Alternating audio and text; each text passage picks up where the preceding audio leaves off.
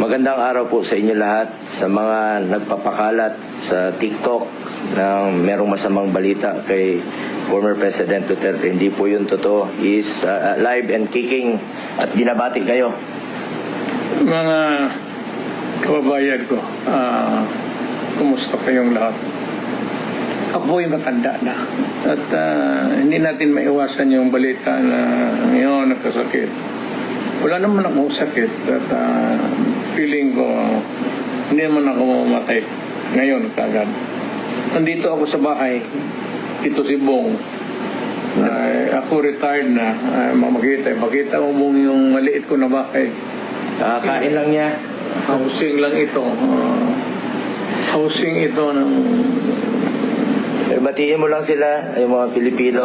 Nandito lang ako nagre-relax. At magbabati sa inyo ng magandang araw sa lahat ng Pilipino. Hindi po totoo yung nagpapakalat. Huwag kayong magpapakalat ng masamang balita. Alive and kicking. Siyempre, may edad na po si dating Pangulong Duterte. Kahit papano. May konting sakit, pero at his age, he's very healthy. Alam mo, matanda na ako. Nagsilbi na ako sa inyo na pinakamatagal, mayor, ilang taon, presidente. Huwag kayong magtaka kung mamamatay ako. Mas mabuti pang magtanong, bakit pa buhay pa yan? Bakit tayo na magpahinga, matanda na?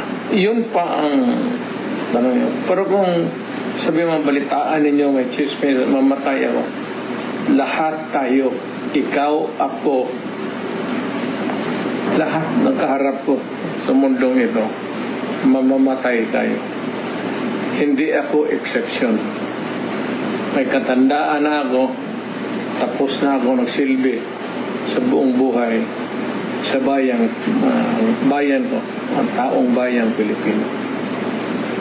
Salamat po sa tulong ninyo at inyong pagbigay ng pangpalakas ng loob sa yung kanang paraon. Kaya ko nakaya na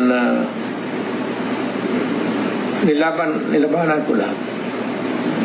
Lalo na yung krimen. Tapos na ako, retired na ako. So, very healthy po si dating Pangulong Duterte.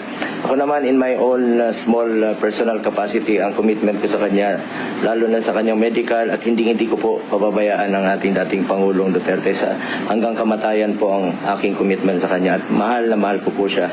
At parati niyang pinapaalala, just do what is right. Yan.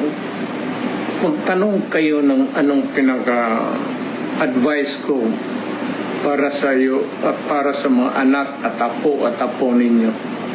Isa lang. Gawin mo lang kung ano yung tama. Hindi nung kailangang pag-usapan eh. Alam mo dito, pati dito, kung ano ang tama o mali. Gawin mo lang yung tama. So, sa mga nagpapakalat, let's pray for former President Duterte. Okay po siya, oh. Mayor, kamao. Thank you.